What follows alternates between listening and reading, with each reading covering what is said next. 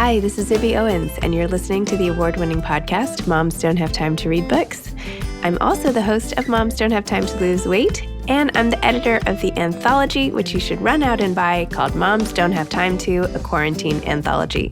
All proceeds of that book go to COVID-19 vaccine research. And I'm the editor-in-chief of Moms Don't Have Time to Write, a new publication on Medium, and we're accepting submissions, so please send your personal essays there. And if all that isn't enough, you can follow me on Instagram at Zibby Owens, and my website is zibbyowens.com. Okay, now back to this amazing podcast. Today was a double episode between Gregg Behr and Joan Koenig. Gregg is the author of When You Wonder, You're Learning, Mr. Rogers' Enduring Lessons for Raising Creative, Curious Kids. Gregg is a father, children's advocate, and director for the Gregg Behr Foundation, whose work is inspired by his hero, Fred Rogers. For more than a decade, he has helped lead Remake Learning, a network of educators, scientists, artists, and makers he founded in 2007 to international renown. Formed in Rogers' real-life neighborhood of Pittsburgh, Remake Learning has turned heads everywhere, from Forbes to the World Economic Forum, for its efforts to ignite children's curiosity, encourage creativity, and foster justice and belonging in schools, libraries, museums, and more. A graduate of the University of Notre Dame and also Duke University, Gregg holds honorary degrees from Carlow University and St. Vincent College. He's an advisor to the Brookings Institution and the Fred Rogers Center, and has been cited by Barack Obama, Richard Branson, and the Disruptor Foundation as an innovator and thought leader. His co-writer, by the way, Ryan Rydzuski, who we did not have on the podcast, is a writer about science and education and has also won many awards. Joan Koenig is the author of The Musical Child, Using the Power of Music to Raise Children Who Are Happy, Healthy, and Whole. She is an American-born musician, educator, author, public speaker, mother, creative dervish, and science nerd. She's a graduate of the Juilliard School and has performed worldwide as a soloist and chamber musician. Jazz and Hindustani music, classical music of northern India, have played an integral role in her musical life and reflection on human musicality. She has made her home in Paris for the past 40 years. Welcome. Today I have two guests, which is so fun. The first, Joan Koenig, The Musical Child, Using the Power of Music to Raise Children Who Are Happy, Healthy, and Whole. I will use anything to make my children happy, healthy, and whole, even pick up some sort of violin or something. And also Gregg Behr, whose co-author is Ryan Rydzuski. I was close. When You Wonder, You're Learning, Mr. Rogers' Enduring Lessons for Raising Creative, Curious, Caring Kids. I would also do a lot for that. So there you go. I feel like with both your books, we'll have like perfect kids, right? If we take all these skill sets. Well, maybe slightly more curative, creative, good kids. There's still a lot of work to be done. Greg, so why don't you go first and tell listeners about your book and kind of what inspired you to write it and what the main takeaways really are. And like Mr. Rogers, this is amazing. I grew up with Mr. Rogers, as so many people did. Yeah, so did I. So thank you, Zibby. Thank you for having me. And it's a joy to be here together with Joan. So I'm a Western Pennsylvania kid, which is important because Fred Rogers also was a Western Pennsylvania kid. So like you, Zibby, I grew up with Mr. Rogers, and those model houses, the community gardens he went to, those were like my houses. Oh, wow. Those were my gardens. And so I've always had a deep emotional affinity for Fred Rogers. Second, in this little corner of the world in Pittsburgh, Pennsylvania, educators in and out of school, so early learning centers, museums, libraries, other sites of learning, have really been working over the past 15 years to fundamentally change our learning landscape. And they do so in a way that's very much like the neighborhood. Yes, schools are important, but Mr. Rogers built a neighborhood, not just a classroom, not just a home learning space, but a neighborhood. And so it's that work over the past 15 years that really inspired us. And the aha for me and Ryan, my co-author, was really starting to see Fred Rogers not just as that loving, caring person that we knew on television, but as someone who in fact was a learning scientist. Now, they didn't use those words 50 years ago, but in fact, he was a learning engineer who was taking advantage of whole child development theory and really applying it in ways that today the field of learning science would say makes him a learning scientist. And as Ryan and I were reading papers from MIT and Carnegie Mellon University, increasingly they seemed like scripts from the neighborhood. And we thought, there's a story to tell about Fred Rogers, not just as that loving, caring person that we all knew, but as someone who is deliberate and intentional about creating learning environments, and someone whose work each of us in our own ways could emulate, whether it's in our homes or in a classroom. Awesome. I love that. Great. Okay. So, Joan, we'll talk a little about your book and then we'll meld the two. Go ahead. Absolutely. I think it's pretty easy for me to segue in here because I'm quite fascinated by what you just said and the fact that neuroscience is very recent. We only started being able to look at how the brain worked a little over 30 years ago. There were people who were studying learning a long time before that. There were a lot of people doing amazing things, but you couldn't put the absolute science label onto it. So, for example, the multiple intelligences, Howard Gardner, Harvard, and this kind of thing. When you were saying that Mr. Rogers was actually an education scientist, I think there were a lot of them out there, but they didn't have the label and they didn't have that scientific sort of signpost saying, yes, this is valid because we can look in the brain and we see how the brain is functioning. So neuroscience is amazing, but sometimes I feel as though a lot of these things, they were working wonderfully 40 or 50 years ago, and some of them should be brought back as opposed to thrown out because they're not new. And so obviously, music has been around as long as, the world has been around, and its presence in all societies is undeniable. I think also the fact that most of us have had some major moment in our lives that's marked by music. And when we have big moments in our lives, we go to music for support, for solace, for happiness, and children do as well. So we have this kind of conundrum, which is that music is as old as the hills. It's nothing new. It has been denigrated by school systems for quite a while now. And yet all the neuroscience of the past 30 years is showing us that music is absolutely part and parcel of how we develop as human beings. And it gets even more specific. The fact is that there are so many salient links between processing music and processing language that when you do them both together, the children are just going to have a better conversation skills, literacy skills. You can avoid some problems. There are extraordinary links between dyslexia and the lack of the ability to sense pulsation in music or feel a beat.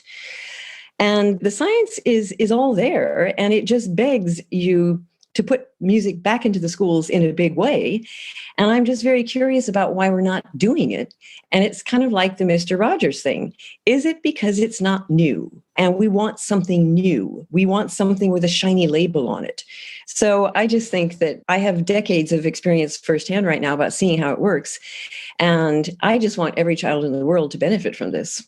Zibby, may I share? Because I'd love to make a connection between music, science, and Fred Take it Rogers. away. I'm just going to sit here. Go, I love what Joan just said, because we are distracted by the shiny new things. But really, innovation is finding something new and something familiar. And that's what we found in the work of Fred Rogers that dates back, half a century, and seeing it in some new ways. And Ryan and I took the title of our book, When You Wonder You're Learning, from a song that Fred Rogers wrote in 1979 called Did You Know? And among other things, Fred Rogers was an amazing musician and lyricist, writing hundreds of pieces of music. And as Ryan and I looked at that song Fred Rogers wrote in 1979 and compared it to a learning science paper published by researchers at the University of California in 2014, they basically said the same thing. Right? The research paper talked about curiosity, and curiosity is a vortex, and a vortex that sucks you in and absorbs your learning, but also prompts you to start learning other things around you, whether or not you want to be learning those things or not. Well, that's essentially what Fred Rogers' song and the lyrics to Did You Know say, and that he wrote in 1979. And it's seeing in something. So I think it's so important, it's just, as Joan just said, seeing something new in things that are familiar and in fact emotional to us as we think about the things we need to do for kids today. Absolutely. And they're things that have never changed. It's just that right now we can actually measure them. And I feel like quoting Greta Thunberg, saying, just listen to the scientists, because in fact, we remember things better when they're set to music. So all the boring things that children have to memorize, they can be set to music. And when they are, the memorization part is just a snap. But in terms of the notion of emotion, we now know that a brain that is happy is a brain that's flooded with nice hormones like serotonin and dopamine, and that those are the maximum conditions for the child to be learning. A child who's upset or stressed cannot learn. So this whole notion that learning needs to be difficult, draconian, and austere to be effective, it's it's just bullshit. I always used to say laughing child is learning child, and science proves it now. So the more fun the children are having, and the more they're encouraged to wonder about things and to do realized projects together, the happier they're going to be, and the more these early years will count later on in their entire approach to learning. And I would also say their entire approach to learning with other people. Very true. I could sing to you all of the 50 states if you would like, but I won't.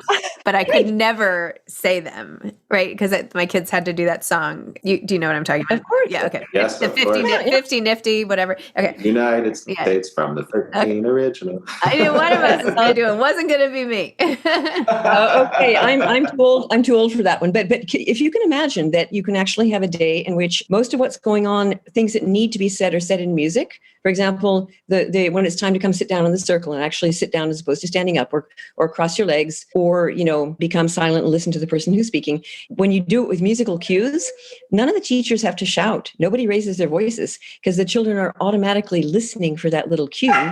They like hearing it.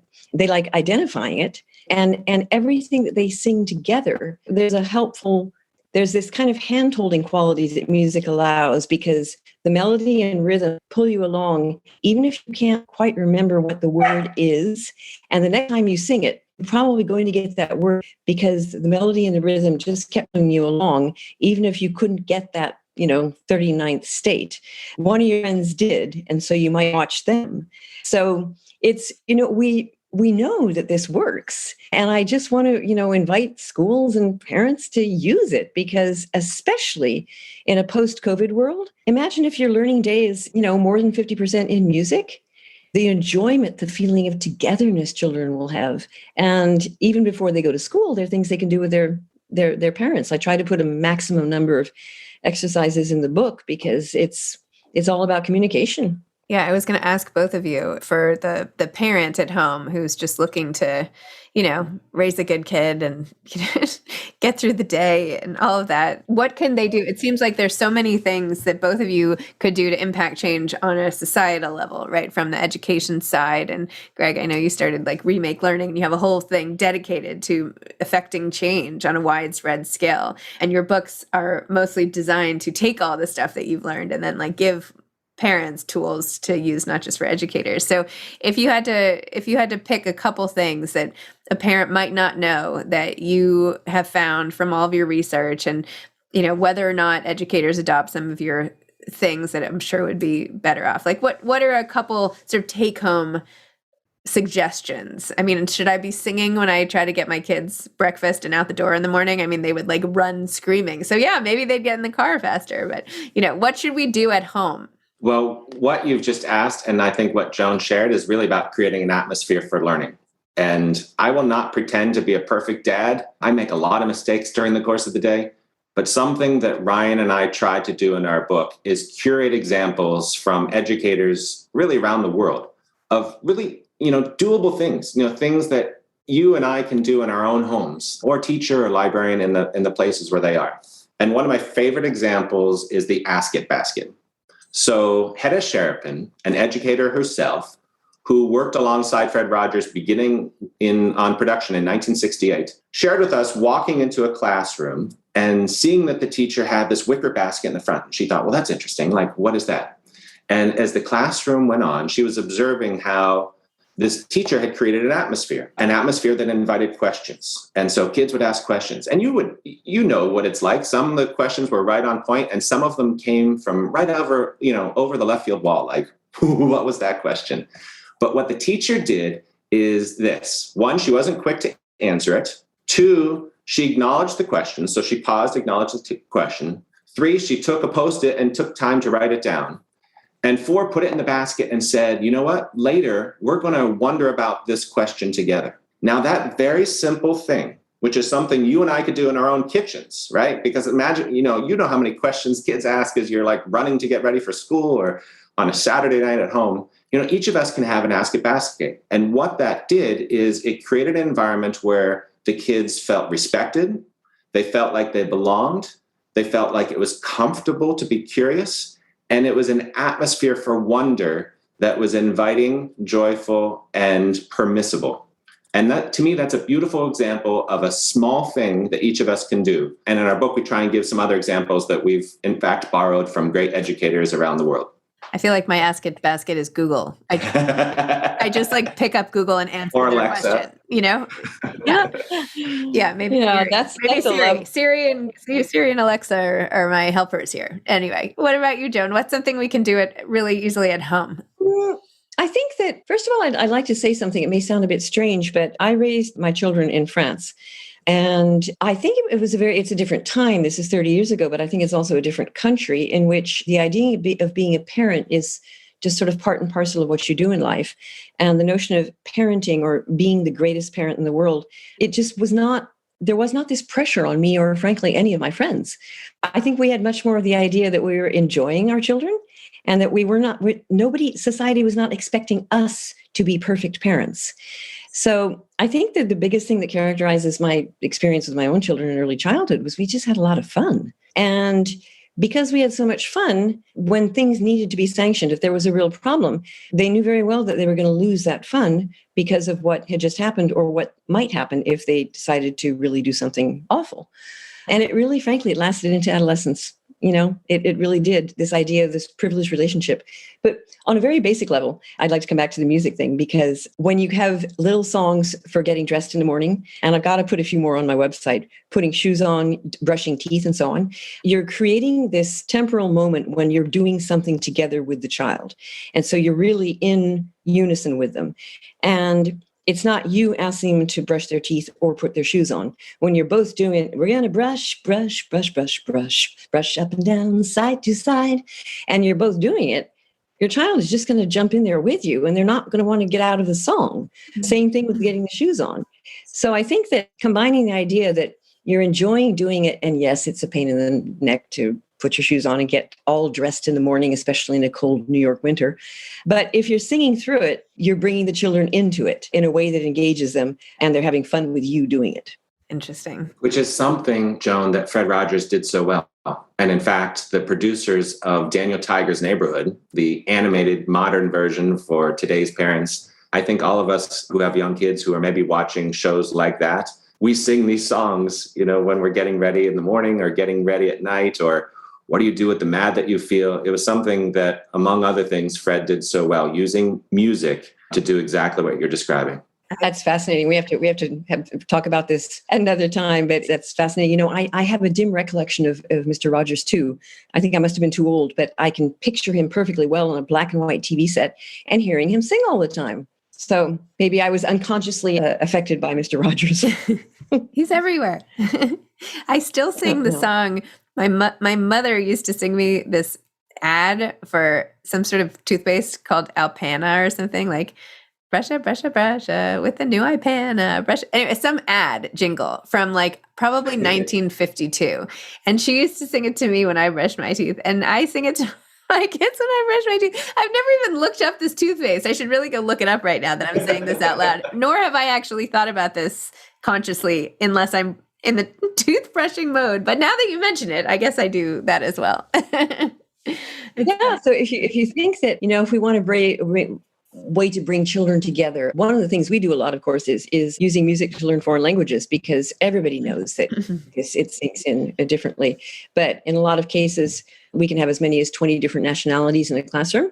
And in a lot of situations where in countries that are dealing with a lot of immigration, singing is something that's a pathway in for children. And we see children that speak neither English nor French singing songs before they can actually speak. So there are just so many ways in which music it's such a tool for so many things. And once again, I think the question is, why isn't it back in the schools, especially in early childhood? I think that the thing that I really want to bring home most to people is that children are born musical. Their auditory systems are fully developed. Their limbic systems, their emotional systems are also fully developed. So those two things alone are the groundwork for musical practice. And a lot of studies are showing that children prefer music to actual speech when they're very, very young. Their own speech sounds like music. And there are so many benefits, one of them being that when children make music together, they begin to synchronize. They actually begin to tap their feet to the beat and this kind of thing. And this is one of the biggest things that separates humans from other mammals. And it also, the ability to synchronize with another person determines a lot of things, including whether the child might have trouble with, find themselves on the autism spectrum. Lack of synchronization indicates a lot of potential problems that I personally think could be helped a lot if the child started a musical practice early enough. So I like to say, nobody would dream of not speaking with their children and just taking them to a weekly language class. But that's what we do with music. It's a once a week class, and a lot of parents don't feel comfortable singing with their children, or they think that if they put on Freddie Mercury, that's not good or that's not right or something. But you know what? If the parent loves Freddie Mercury, I'm a classical musician, but I love Freddie Mercury, and the dance parties you can have with your children, listening to a lot of, good, very rhythm-based music, that's a togetherness that you don't need years of professional classical training to be able to do this with your children. Gregg, I love that you keep raising your hand. This is like you might be the first person who's ever raised your hand in a Zoom, but I love it. And, here we go to education. So anyway. To raise my paw. I respect the two of you so much. I don't want to interrupt. I love what Joan is saying, because there's a joyfulness, and kids observing joyfulness in the adults in their setting is so absolutely critical. So whether it's music or making a cake, or whether it's me skateboarding down my street and pulling out my own skateboard from my childhood, kids seeing the adults around them in participating in creative things that they love is absolutely critical. And Fred Rogers used to borrow from Margaret McFarland, a premier child psychiatrist of the 20th century, someone with whom he worked, someone with whom she studied. And Dr. McFarland borrowed that Quaker sensibility that attitudes are caught, not taught. And yes, part of creating that atmosphere for joyful learning is the adults engaging in joyful things in front of their kids. There was this great story relayed about Margaret McFarland. She had helped create the Arsenal Children's Family Center here in Pittsburgh, among other things. And she did so with Benjamin Spock and Erik Erikson. I mean, there was a convergence of some amazing whole child development theory pediatricians and practitioners of the 20th century from whom Fred Rogers benefited. But the three of them, among other things, brought this world-renowned sculpturalist to this early learning center, 2, 3, 4-year-olds. And the sculpturalist said, what is it that you want me to do? And Dr. McFarland said to him, I just want you to love the clay in front of the kids. It was that sensibility of being joyful in the thing that you do. And so that little moment you described, Zibby, of singing the toothpaste song with your kids, or if it's, pulling out your old guitar and just playing it and, sort of smiling and joyfully remembering what that means to you. Those moments are impressionable and important in kids' lives. That whole thing was designed for you to tell us that you were a good skateboarder when you were growing up, right? Is that... So actually, this is funny. So, well, it's not fun. It's a pandemic story, which isn't funny, but in the first month of the pandemic, here we are at home. I went into my garage. It admittedly looks like an episode of Hoarders. It's a bit embarrassing, but I found my old Madrid skateboard. I hadn't pulled that thing out in, 35 years. And I just got on the skateboard, and I didn't put on a helmet. I didn't put on my elbow pads or anything, but I just started skating down the incline of a hill that's in front of our house. And I just was laughing hysterically because all of those emotions, the joy, the fun of skateboarding came back to me. And do you know that today, a year plus later, there are 8 girls on my street who skateboard? Now, I can't draw a line from A to B, but I can tell you those 8 girls saw me skateboarding down the street, saw me laughing, and were probably provoked to say, well, what is that? I want to try that. And if it brings him happiness, maybe it's something that I might enjoy too. And they tried it and liked it. And now they're certainly better than me. Wow. Maybe you need to brand your own line of skateboards, like Wondermobile or something with your, I don't know, one of these little, I don't know. You never know. What advice both of you have for aspiring authors as we close out this session? I feel like these are all therapy sessions for me in some way, shape, or form. Anyway, what advice would you have for aspiring authors having both, having these new books out today on the market? Not that they're out today, in today's world, I should say.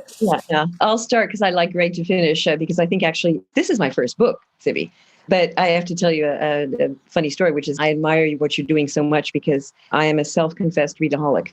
I used to hide in bed with a flashlight when I was 5 years old reading, and I've never stopped. Just reading and music to me are just, if you take either one of them away, I'm probably just going to wither and die. But my own experience with it was a joy to write. I think I immensely benefited from having a great editor, Alexander Littlefield at HMH, because I didn't start the book with a book plan, and I'm not sure I would do that again.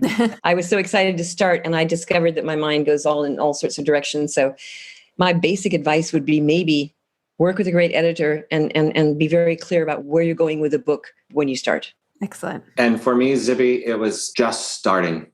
I've had the opportunity to write and speak for decades in the work that I'm privileged to do. And I always had the idea of a book in my head, and writing a book was scary to me. And I didn't know what I didn't know. And I will acknowledge that for me, having a partner, a co-author, made all of the difference, right? It just allowed me to sort of open that door and say, okay, we're going to try this. Fortunately, we did have a plan, but it took us 3 years, right? 3 years of research, 3 years of writing, 3 years of getting it to where we wanted it to be, and feel completely lucky that earlier this year, Hachette released When You Wonder You're Learning. And it's been an absolute joy sharing this book with educators, with parents and others, not only those who have an affinity and emotional connection to Fred Rogers, but everyone out there in the world who's trying to do better and right by kids as we create the learning futures that they deserve and that we adults need to create for them. Excellent. And there's a little that we can take away as adults too. I mean, it's never too late to learn. That is true. And, Joanne Rogers, Mrs. Rogers, who wrote the foreword to our book, said this about Fred Rogers: no one worked harder at being Fred Rogers than did Fred Rogers. And for me and Ryan, there's so much instructive for us as adults about the things that we can continuously do to just be better humans. And I do feel like I've become, or maybe I'm becoming, a better human because of what I'm learning still from Fred Rogers. Amazing. Wow. Beautiful.